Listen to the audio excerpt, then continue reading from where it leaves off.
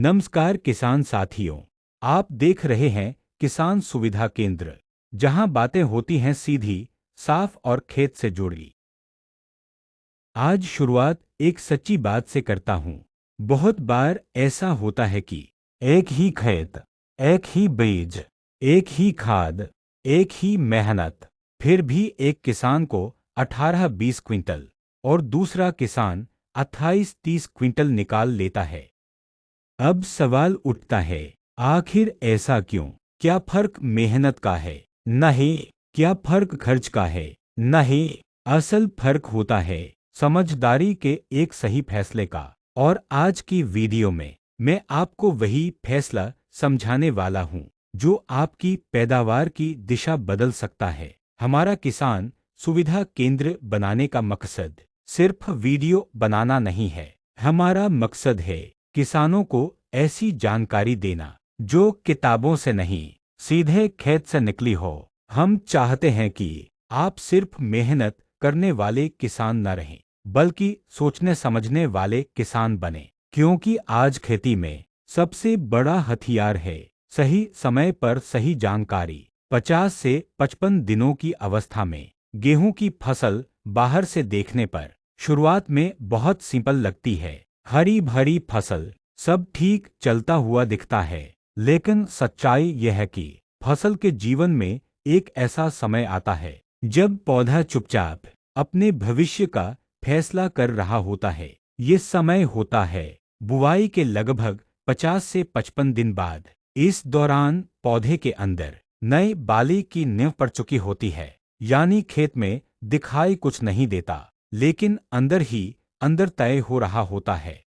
कितनी बालियां बनेंगी, बालियों की लंबाई कितनी होगी, हर बाली में दानों की संख्या कितनी होगी, दाना मोटा होगा या कमजोर। यही वो मोड़ है जहां सही देखभाल आपको आम किसान से प्रगतिशील किसान बना सकती है। यही होती है सबसे बड़ी चूक। अब ज्यादातर किसान यहीं पर गलती कर बैठते हैं। सोचते हैं फसल अच्छी चल रही है, चलो थोड़ा और यूरिया डाल देते हैं। लेकिन यही कदम अक्सर फायदे की जगह नुकसान दे जाता है। इस स्टेज पर ज्यादा नाइट्रोजन देने से पौधा जरूरत से ज्यादा बढ़ जाता है, तना कमजोर हो जाता है, फसल गिरने का खतरा बढ़ जाता है, दाने बनने की ताकत कम हो जाती है। और जब फसल गिरती है तो नुकसान सीधा सीधा 30-40% तक पहुंच जाता है। यानी मेहनत पूरी, खर्च पूरा,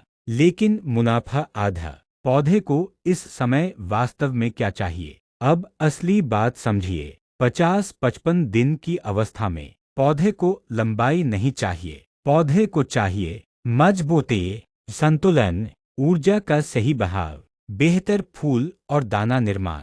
इसके लिए 3 पोषक तत्व सबसे अहम भूमिका निभाते हैं। फास्फोरस जो जड़ों और बालियों को ताकत देता है, पोटाश जो दाने को भरता है और चमक लाता है, बोरॉन जो परागन को सफल बनाता है। ये तीनों मिलकर पौधे को अंदर से मजबूत बनाते हैं और असली उत्पादन यहीं से शुरू होता है। आसान और असरदार उपाय।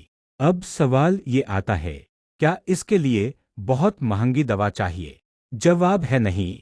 एक साधारण लेकिन वैज्ञानिक तरीका है जो अब कई प्रगतिशील किसान अपना रहे हैं। आपको चाहिए एनपीके 00-52-34 मोनोपोटासियम फॉस्फेट। इसमें फास्फोरस भरपूर, पोटाश भरपूर और नाइट्रोजन बिल्कुल नहीं।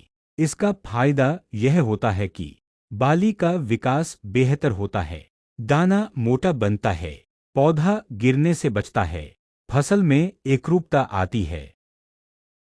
बोरॉन 20%। बोरॉन भले ही सूक्ष्म तत्व है, लेकिन इसका असर बहुत बड़ा होता है।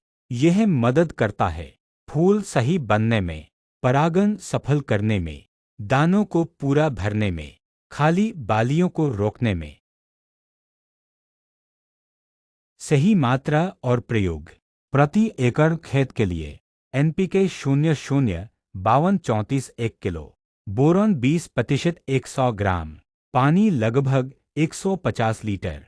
घोल बनाने का तरीका। पहले दोनों को अलग अलग बाल्टी में घोलें। बोरॉन को गुनगुने पानी में घोलना बेहतर रहता है। फिर दोनों को टैंक में मिलाकर छिड़काव करें। ध्यान रखें, बोरॉन की मात्रा कभी भी 100 ग्राम से ज्यादा न करें, क्योंकि ज्यादा मात्रा नुकसान कर सकती है।